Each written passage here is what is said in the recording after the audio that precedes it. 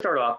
Um, so I'm Mr. Soderback. If you don't know me by now, I'm the director of the College and Career Center here at this high school. And with this, we have Steve Atkinson from News 10, ABC affiliate here in San Diego, who's going to be talking to us about his career. So, Steve, I'm going to leave it in your hands, and it's over to you. Okay, great. Thank you. I appreciate it, Stephen. Um, I'm going to talk for about 15 minutes. I'm going to give you guys kind of a brief slideshow of kind of what I do and what we were just talking about here of my career. But I'd like to leave a lot of time for you to ask questions if you have them, because I know that I'm not going to cover everything. So I'm going to kind of fly through this of how I got to the point where I am today, and then let you kind of fill in some of the blanks and ask your own questions, and I'll help you with that. And hopefully we can get through everything here in about 30 minutes. I'm going to share my screen here, and let's hopefully everything works. Everybody see that? We good? We are good. Good. All right. So that's me. I'm talking about life of a TV news anchor here in San Diego. I have been in San Diego for about 15 years now as a news anchor. I've been in television broadcasting, local TV for about 30 years. My first life, as I like to call it, my first 15 years, I was a sports anchor. And I came to San Diego 15 years ago and kind of really transitioned my career with the changing of the times after the recession to become a news anchor. Times have changed in that 30 years dramatically, and I'll share a lot about that with you, about the technology here in a minute. But most of that has been via social media and different platforms, and the entrance of satellite and cable television, and so many different things that are happening. And I'm got to be a part of that now too. So you see some of my handles that I have there. I've got accounts on just about every social media account that there is, because I think it's important to be involved in that.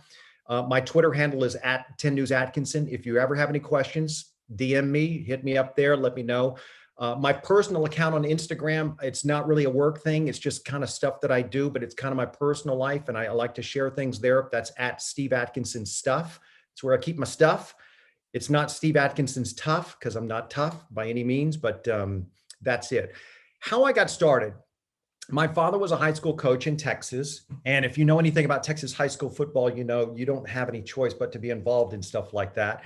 My mother, though, was a drama teacher and an English teacher in high school as well. So I became this thing of sports and journalism. I didn't really have much of a choice but to kind of go that route, to tell stories. I love to tell stories and be involved in sports. And when I was a kid in the 70s, really there were only 3 TV networks. There was ABC, NBC, and CBS, and PBS, and that was it. There was no Fox News. There was no cable television. There was no ESPN, no nothing. There was no social media. There were no smartphones. So on Saturday mornings, there was cartoons, and then there was ABC's Wide World of Sports. And it was an amazing show. And I loved it. It went all over the world and did every sport that there was. And Jim McKay, the broadcaster who you see here, was this dynamic storyteller. This guy was unbelievable. He was absolutely poetic in the way that he would broadcast and tell stories. And it truly moved me. And if you know anything about Jim McKay, he's not just a sports broadcaster. He was not.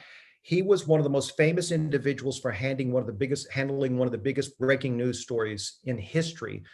The 1972 Munich Olympics, and Palestinian soldiers took Israeli Olympic athletes hostage in a hotel room for days. And Jim McKay anchored that whole thing. And I remember even being, as a kid, being so moved by his words. And it was a very unfortunate event where they all died. And that's actually some of his famous words is he said, "They're all gone." And they have made movies out of that since. But Jim McKay was a huge inspiration for me. Like many of you, when I was in high school, I wrote for my school newspaper, James E. Taylor High School in Katy, Texas, which is just outside of Houston. We were called The Main Event. They have evolved with technology just like you guys have now too. They have their own YouTube page where they do their own video broadcasting, and it's called The Blue Review, and they do amazing work. And I've seen your work as well, and it's truly great stuff. So the technology that you have to work with and tell stories now at the high school level is so much further than what I ever had. But that's the beginning of telling stories and how to do it. So you're on the right track right now. I went to school at the University of Texas, one of the finest journalism schools and communication schools in the entire nation. It's a great school. I loved it. I also went to the University of Houston. and finished up my college career there because it was an opportunity to go back to my hometown and try and get an internship for a major television station. I worked for a TV station called KTRK, which was the ABC affiliate, and I covered the then Houston Oilers and the Houston Rockets and the Houston Astros, and got to work in their sports department and was mentored by one of the best sports broadcasters that I knew, Bob Allen, and it really changed my life being a part of that. But I continued to go to school. In my 30 years, as I mentioned, technology has changed. We're now more digital. We're going to digital platforms. We don't just do television. We actually share stories on our websites and social media accounts. So I wanted to learn more about digital broadcasting and finding digital audiences and how to reach those people. So I'm going back to school online at Arizona State University with one of the finest schools in the nation as well, Cronkite, the Walter Cronkite School for Mass Journalism and Broadcasting and Mass Communications and Journalism. And I'm getting a digital audience degree right now, and I'll be finished here in about 6 weeks with that degree. And so I like to tell people, never stop learning. There's always something new to learn. There's always something to embrace with change. It can be difficult and scary, but embrace change. This is where I've worked. That 4029 is a very small television station in Fort Smith, Fayetteville, Arkansas. That's where I began my career. Everybody starts at some level, and it was a culture shock going from Houston to Western Arkansas. Then I spent about 2.5 years there, then moved on back to Austin, Texas, where I went to college with KView and worked for the ABC affiliate there for about 5.5 years as the main sportscaster, covering the Longhorns and everything else that went on in Austin, Texas. From there, I moved on, became the weekend sports anchor with WFAA in Dallas, Texas, one of the finest television stations in the entire nation. Covered the Cowboys and I covered the Dallas Mavericks and Mark Cuban and the Dallas Stars when they won the NHL championship and the Texas Rangers. From there, I became the main sportscaster at CBS 4 in Denver, Colorado. So I got to cover the Broncos and the Nuggets and the Rockies and the Avalanche. And, I've got to meet some incredible people. In 2006, the recession hit and things really, really changed. And a lot of people and a lot of stations in particular lost money. And if you had a big contract, which I did, they started cutting people. And I was one of those that was cut. And they didn't renew my contract. So I had to find a different route to go. Nobody was hiring sportscasters anywhere in the nation. So I chose to dramatically change my career, to pivot and become a news anchor. And that's where I got hired here in San Diego and have been here for the last 15 years. And it's been a big change in my life. The other change is our technology that we have. The camera that you see there on the left-hand side of your screen, that's what we used when I was in Arkansas. It was a recorder and a small camera, and it was heavy. You're talking about 60 pounds of equipment that was used at the time to be able to go out and cover football games. And it was hard. The camera that you see there at the bottom, most of our photographers still use those now. They're about $25,000 to $30,000 worth of equipment. They shoot very, very well, but they're heavy and they're becoming outdated. The Sony camera that you see there at the top, that's somewhat of what we call MMJs, our multimedia journalists are using now. These are people who shoot, write, and edit their own stories. That is something else that's very different with technology. It's no longer just a reporter and a photographer, it's one-man banding. But now people are using these little Nikon cameras that you see on the tripods, which shoot incredible film-like quality. And even some movies are shot on those. You've seen the iPhone camera commercial that I have there in that picture, where again, films are being shot on iPhone. So it's absolutely amazing what you can do with an iPhone right now. And I'm sure a lot of you are using this technology as well. And then, of course, editing on the Mac. We edit with Final Cut Pro at Channel 10. On a Mac, we use other forms of editing as well. So everything can be done in a small home studio with a computer, and that's it. And that's how far we've come in my 30 years. I tell people to never stop learning. I have subscriptions to the San Diego Union Tribune, the LA Times, the Dallas Morning News, the Austin American-Statesman, the Chicago Tribune, New York Times, Washington Post, Wall Street Journal, you name it. You need to get a perspective, and as well as with these TV stations, you have to give a different perspective of everything that's going on in the world. I watch Fox News, it's right leaning. I watch MSNBC, it's left leaning. I watch ABC, CBS, and NBC to get a perspective because they're neutral. You have to get a perspective of what everybody is watching. Marshall McLuhan, who was a great communicator back in the 60s, once said, the medium is the message.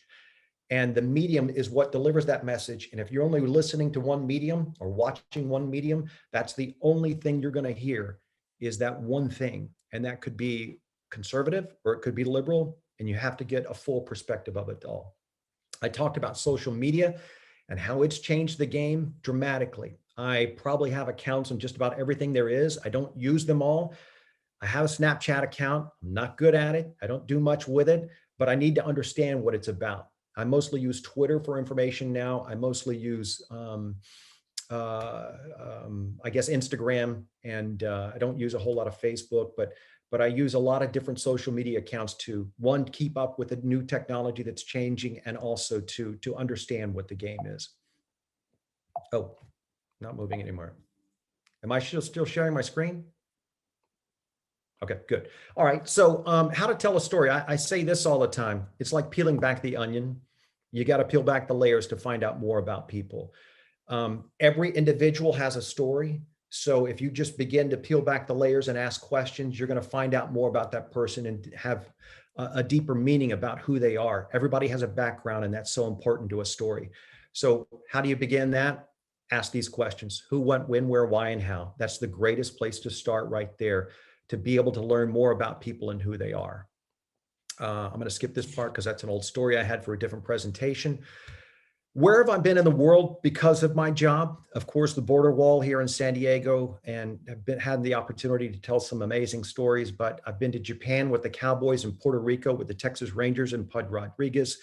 I have been to incredible events, 2 Super Bowls, 3 Super Bowls with the Dallas Cowboys, national championship games in college football, all-star games with the NBA and Major League Baseball, and of course, the NHL as well. I've had an opportunity to interview or be a part of 3 major events with presidents. I've personally interviewed George W. Bush and Bill Clinton. I was at the Democratic National Acceptance Speech by Barack Obama in 2008 in Denver, which was one of the most amazing sights that I've ever seen in my lifetime. It was truly a historical moment. I've met these incredible athletes and talked to each of them at some point or another: A-Rod and Troy Aikman and John Elway and Fernando, who's an up-and-coming star. Dirk Nowitzki and Michael Jordan and Shaq and Tiger. They've all come through on events through Dallas or Denver in one way or another and had an opportunity to meet these incredible people. Celebrities like Rob Lowe, Michael Johnson, who set an Olympic world record in the 90s in the 200 meters, an opportunity to have a one-on-one interview with him. Jimmy Kimmel right up the road, and being able to meet him and be part of shows and see what happens behind the scenes. So my career has allowed me to do a lot of different things. I like to tell people we're not robots on the air. We do have personalities, and this is just something that kind of shows a little bit about who we are behind the scenes and what we do. And we're human beings just like everybody else. Much of what I do is anchoring. I work every day from 3:30 to 11:30. I don't get home till midnight. My wife works in the mornings, I work in the evenings, so we spend most of our weekends together, and that's really much of the time that we have. Much of my time is spent on the desk. I do the 5, 6, 7, and 11 o'clock news at 10 News, but I also report as well. So I have special stories that I'll go out and do that. And this is one of them in the Borrego Springs Desert, on the statues that are out there, that I went with my chief photographer, Steve Royce, and Steve Liu from our creative services department to go out there and tell that story. So working as a team is incredibly important in what we do and how we tell our stories. And you have to know what the photographer is doing and what you're doing as a reporter, and work in tandem to be able to share that story. The pandemic has changed much of what we do right now.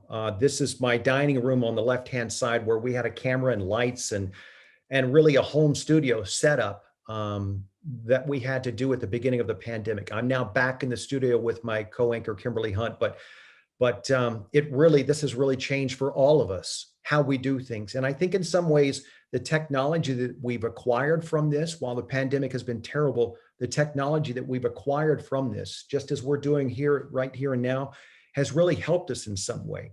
The Zoom interviews that we're doing right now, I no longer have to go out on stories. I don't have to set up things and say, I'll meet you at this time and work out different schedules.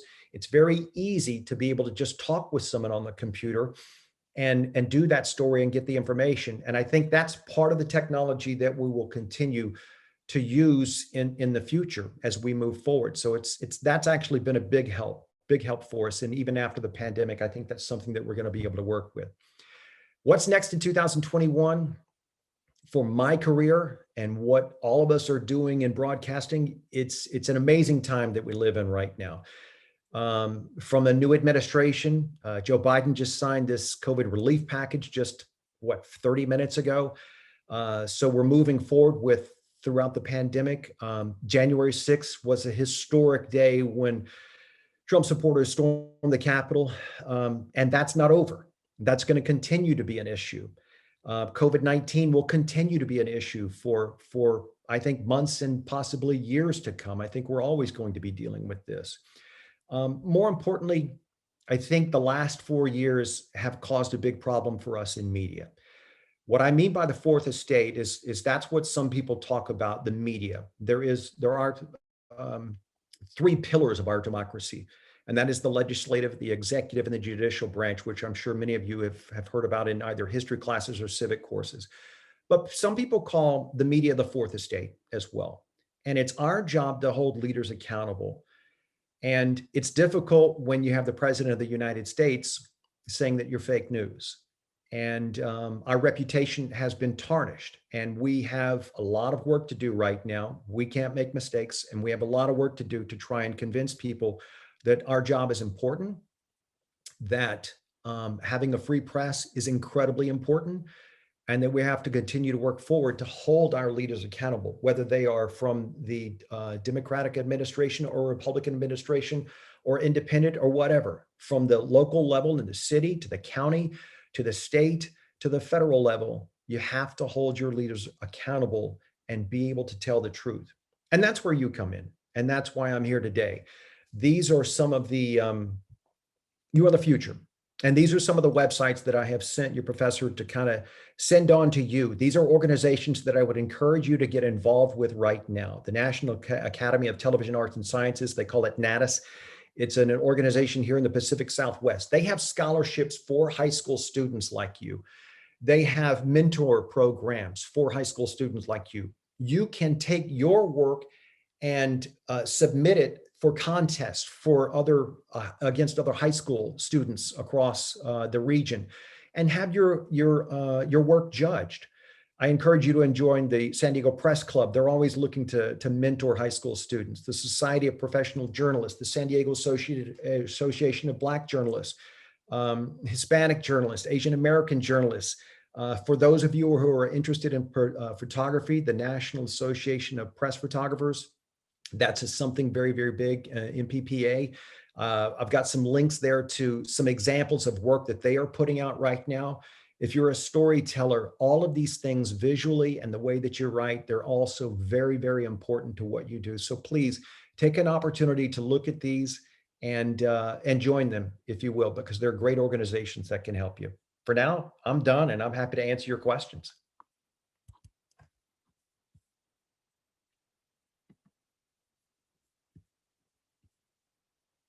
All right. So besides my questions, which we'll get to in a few minutes here, I want to hear from the students and the instructors while we have Mr. Atkinson here.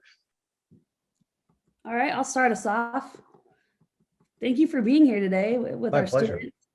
Yeah, it's really cool to have you here. I guess my question is, let's see. What's the hardest thing you've had to recover from on air? Oh God. Mistakes, live mistakes on the air. Everything that we do for the most part is live. And so sometimes the hardest thing you have to do is forget, because that can come back to haunt you if you don't. So if you make a mistake on the air, while you're just talking to a camera, you also realize that you're talking to thousands of people at the same time. And so to recover from that and understand that that mistake has been viewed by thousands of people and being able to forget that and come back and do it all over again, that's probably the hardest thing for me to do, because I really hate to make mistakes. And when I do, it's all I think about. And if you allow that to get in your head, it can be detrimental. Yeah. Thank you. Mr. Zendejas, Ms. Getty, Ms. Lavoy, do you have some I have questions? a question. Thank you for coming to visit us at Vista. We really appreciate it. I was wondering, throughout your career, who is somebody you met who you were pleasantly surprised by? Pleasantly surprised So by. maybe you had certain expectations going into meeting that person, and that person be surprised. That's a really, really good question. Two of the people that I put on my slides, one when I was a cub reporter was Bill Clinton, and he was the governor of Arkansas at the time. And I remember asking him a question, and I was shaking, and I was in a group of probably 6, 7, 8 reporters, and I was the young one, and I had only been working for about 6 months. And most of these other people were veteran reporters, and some of them, he was thinking about his run for president at the time. So we were starting to get national reporters into the scene, not just reporters from Arkansas. But I remember about 6 questions in, I finally got my question in. And I remember him looking me straight in the eye, and he addressed me by my name, and just made me feel like I was the most important person in the world. And I think that's why he got to be elected president, and why he continues to have the success that he does today. He has this incredible ability to make you feel like you're the most important person in the world. That moved me. And then I have athletes. You can have some individuals that when they're young and they make a lot of money, they can be tough to work with. But I would have to say then and even now, I admire so much Troy Aikman. This is a guy that is called upon all the time to do and pulled in so many different directions. And I think he's a great individual. He's a good human being. He's an incredibly kind person. And those two people, those are the kind of people that you really look back on and you go, they made a difference in my career. Because, one, they made you feel important. And two, they never kind of talk down to you. And that can happen. People in the press can get a bad reputation that people are after them, or they're out to get them. And that's, you got some bulldog reporters out there, but not everybody's out to get you. And so I never got that feeling from those individuals. No. We have some questions in the chat. One that I'm going to combine together is what kind of skills do you need to have to prepare for the career you have now? So what are some things that you would think are essential skills to being a broadcast journalist? Good one. Very good question. First is knowledge of current events. That was a big thing in high school. I had I really remember back to a history teacher that I had in high school. And the first thing we would do on a daily basis was everybody had to bring in an article for a current event. And everybody had to talk about that, or at least be prepared to talk about it. And I wasn't a big newspaper reader at the time, but that made me one. So I think you have to be knowledgeable of current events more than anything else. Continue, as I say, to learn and get a different perspective from all different sides. 2 is having a love to write, whether that is creative writing and poems, to long form storytelling, to short stories or blogs or vlogs or whatever you want to call it. I think if you're a storyteller, that means something. And then from there, it's just building. When I first started my career, I knew how to write. I knew how to tell a story. I think I kind of owned that craft as I went on, but learning how to edit, and this was back editing on tape in a linear form. And now everything is, as you guys know, is nonlinear, it's digital.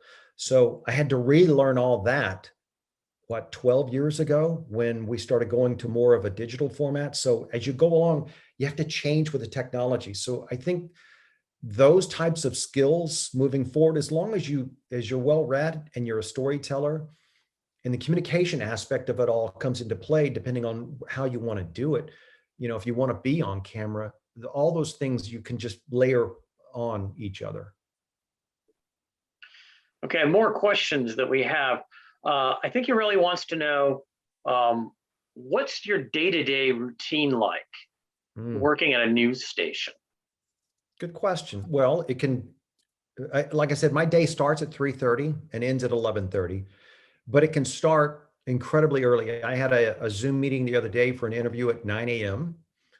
This is 11:30 today, and it's an incredibly important part of my job is reaching out to the community and being a part of that. Going to speaking events when we didn't have COVID, I would normally be in your class and talking to students and having one-on-one relationships. So the day can start incredibly early. What's different with my business that I see has changed in everybody else is we're still appointment television. And I mean that by when 5 o'clock hits, we're on at 5. If I'm not on the set at the time, I'm missing that. So you just can't. I mean, that's what's different about my careers. No matter what, I have this 3:30 to 11 schedule. That's going to happen. But other things in and around that can take place too. If I have a story that starts earlier in the day that we're shooting in the desert, that means it's a very, very long day. And for a lot of people, it's like for my wife, she could work from 9 to 11 and then take a long break and then come back and then work a little bit more, maybe even work at midnight. My schedule's just it has this set schedule, but it's also kind of very open-ended in a way, if that makes any sense. But as far as what I do, there is a lot of writing involved, and day to day, I'll go in and writers and producers will write up the scripts, but then it's my job kind of as an editor to go in and change the scripts that fit for me, how I say them, and make sure that there's no mistakes. There's a lot of mistakes. We have young writers, and sometimes things are in there that we have to double check and make sure. So that's really the biggest part of my job right now, is being a backstop and anchoring the news. And kind of follow up on that a little bit. This is a question that came in the chat that I'm going to kind of skip around a little bit. The question is, are you supplied the news to talk about, or do you decide based on your sources you mentioned earlier? So I think an insight is, how is the news composed? How do you guys decide? Are you getting stories on your own? Are you getting them from other sources? How does it come together as a news broadcast? Where are you getting all of that from? Really good question. Great question. And it's a combination of all of those. So we're a 24-hour service, basically.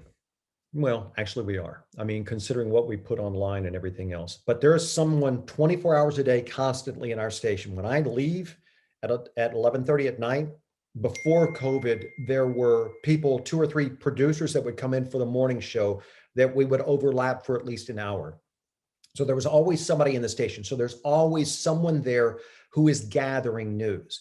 Now, we're an ABC affiliate, so we get feeds from ABC constantly on stories that their either national reporters are doing, their national correspondents, or what they call, I want to say a Cub correspondent, but they're affiliate correspondents. So they work hand in hand with the national correspondents with their stories, and then they take them and they use them for local affiliates here in Los Angeles and San Diego and Dallas and you name it.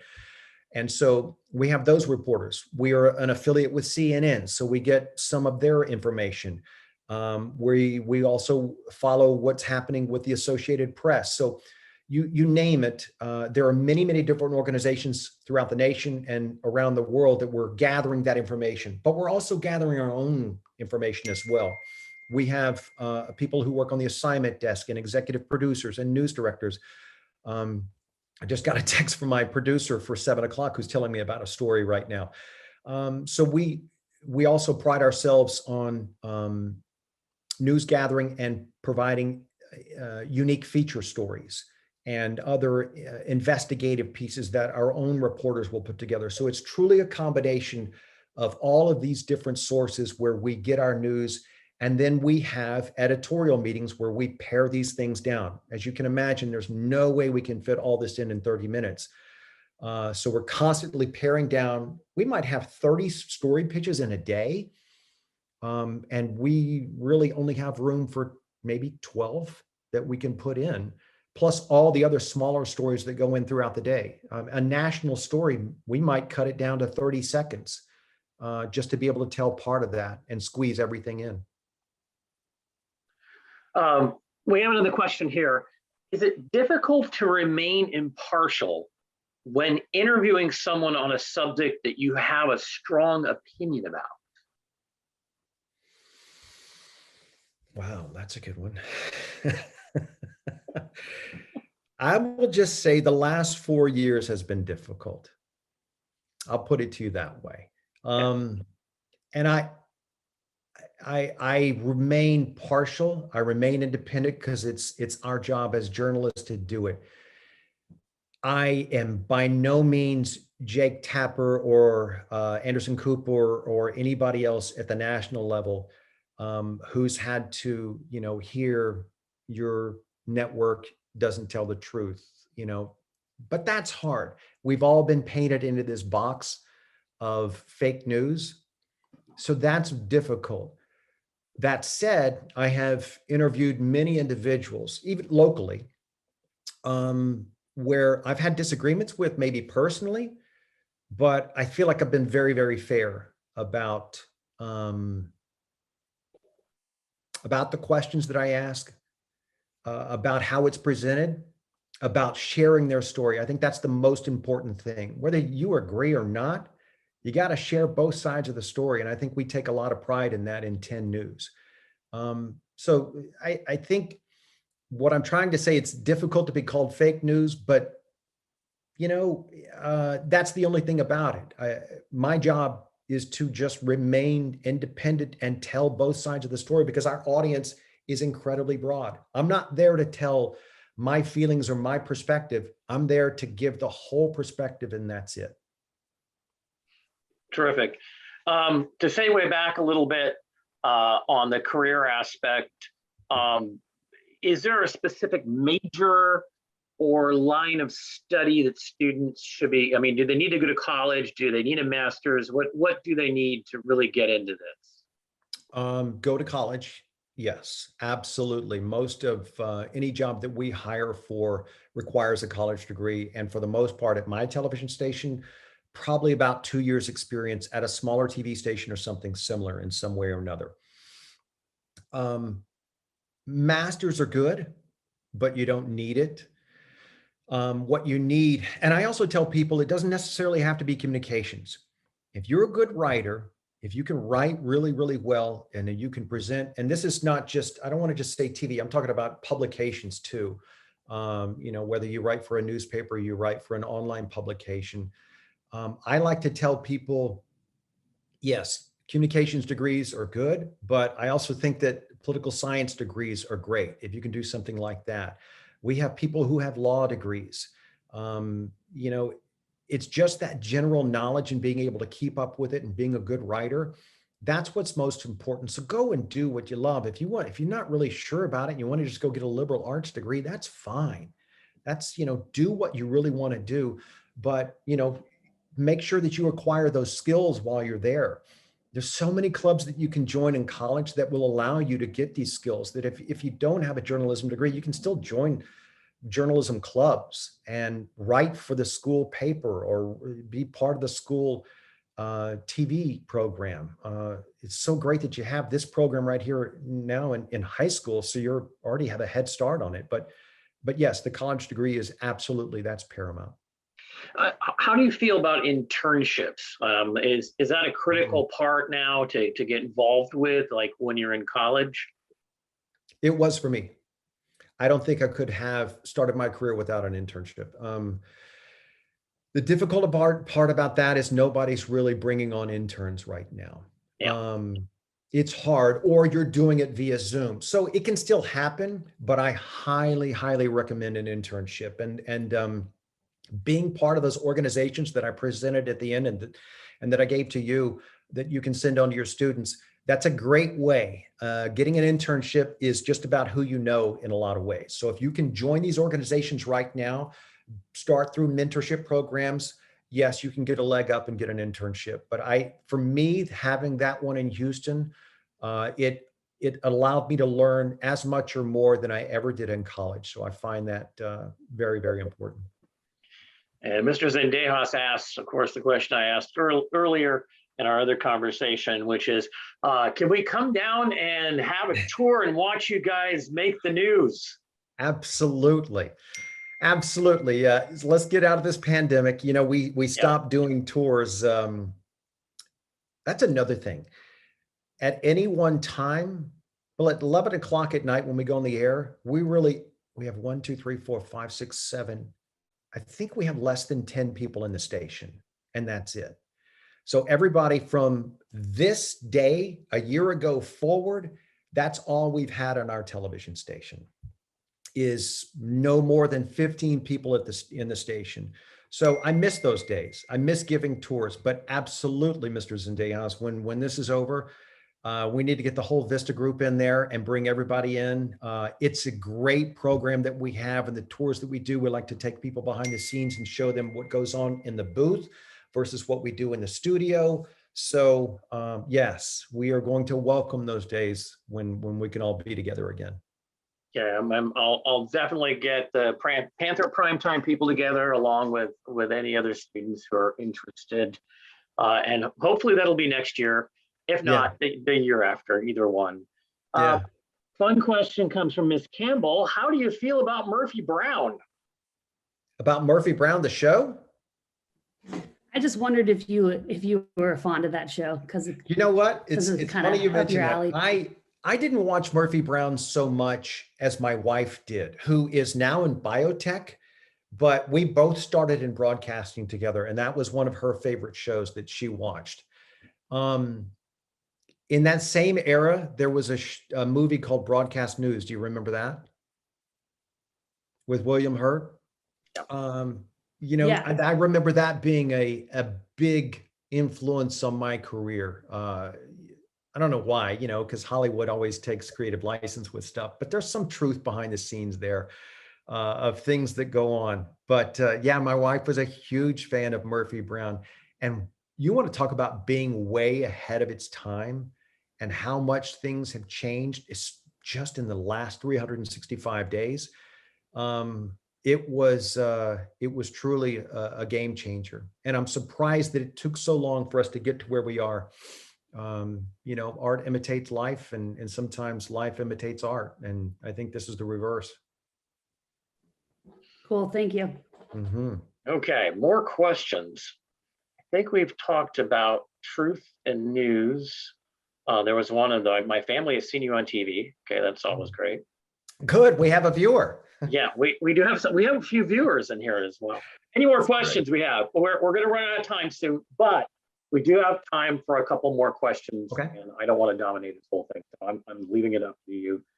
Ms. Lavoie, Ms. Campbell, Ms. Zendejas, any of the students here from Getty, you have any additional questions? Throw them in the chat or just come on the mic.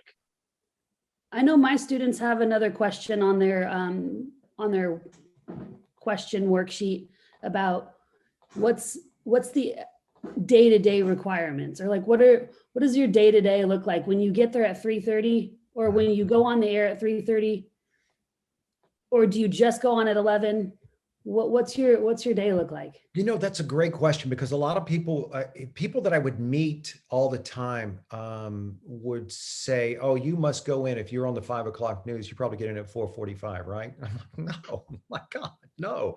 Everything is preparation. So when I go in at 3:30, we have an editorial meeting immediately at 3:30. So we're talking about what we're going to do for the 11 o'clock news, because the 5, 6, and 7 o'clock news have already been decided early in the morning through the morning editorial meeting. But that changes. So yesterday we had all this stuff that happened maybe a couple of minutes before we ever hit the newscast. And things are it's like a puzzle. You're constantly moving this thing around and changing it up. And so, especially when there's breaking news, you throw everything out and you start all over again and you cover what's happening in the news. But so that editorial meeting takes place at 3:30. I have another meeting with my news director that just happens to be today. Immediately after that, I have another Zoom meeting immediately after that for something else. And then probably about 15 to 20 minutes before the show, I'll get a chance to sit down and breathe and read the show and go through all the scripts. that have already been written and try and, catch any mistakes that have been made, or just get familiar with the copy and understand what's about to be told. Social media plays a big part. So if there's an important story that's in that, I might tweet about that and let people know this is happening, or that's happening, or to watch for this. And then it's a domino effect from 5 o'clock to 7, because, there's 2 hours of news that we have right there in that 3-hour period. So, and then a break at 6:30 for the national broadcast. And then we have a break from 7:30 to 11, where then you can breathe for a little bit and catch up, have a little dinner, read more about what's coming up for the next day, prepare for other stories that you have. Tonight, I'll write a story that I'm going to air next week. So it is a constant full day process. We have another question here, which is, are you allowed to show your emotions during the show? If you talk about a subject that you have a reaction to, if you're indignant about it, amused, etc. Wow, that's a great question.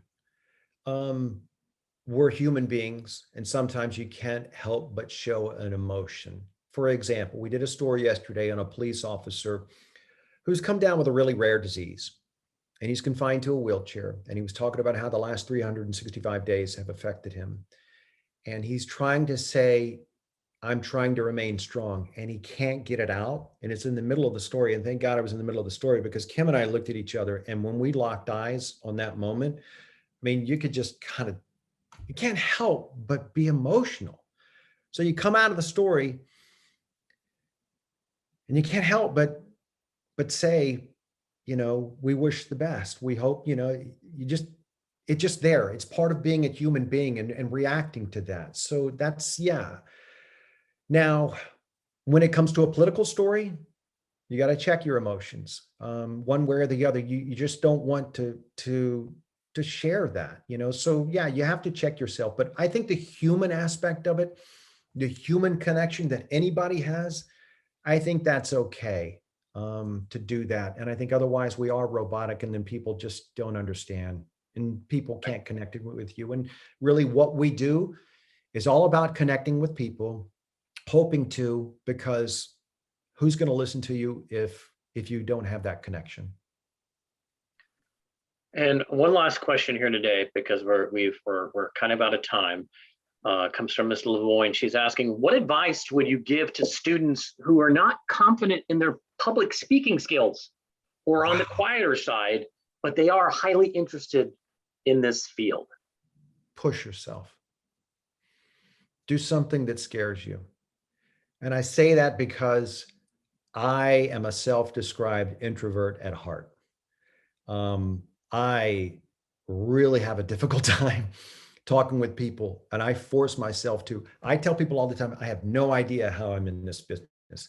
I was the shy kid who used to stand behind my mother's leg, when she would meet people, and she was outgoing and boisterous. And I was a very, very shy kid. How I ended up in this, I don't know. I love to tell stories, and I love watching Wide World of Sports and all these guys. And I just slowly gravitated towards that. But I will tell you, when I get up in front of an audience now, a live audience at a gala or a presentation in some way, yeah, there's a pretty big heartbeat there. And it scares me, but it's so exhilarating after I do it. So I tell people all the time, do something that scares you. I took a writing class in college, and we had to get up and present to, maybe 30 people, and that was it. And I remember those types of classes that I took forced me to go out and do that. But find a class, find something, a public speaking class or a creative writing class where you have to get up and present. It's a great way to start, but you'll find that you're better for it when you do little something that scares you, because you can overcome those odds. Fantastic. This has been a great time today, and you have been a great guest. And thank you so much for attending our event today. Thank you to the teachers, and thank you all the students for being here. And I'm excited and looking forward to the time where we can actually come down and see behind the news in the studio itself. And hopefully you can come back next year and talk with us again. You know, I'm very happy to do that anytime. And when I reached out to some of my peers to get their recommendations, all of them said, what can we do? How can we help? So I would love to put you in touch with some of our photographers and other individuals. So Absolutely. there's a lot of people who want to mentor. So happy to help. Thank you so much. Yeah, And this I will was be awesome. talking to you soon. My Thank pleasure. you so much. Thank you. Anytime. Thank you so much. This was wonderful. All right. Thank you. Thank you. Bye-bye. Bye-bye. Thank you.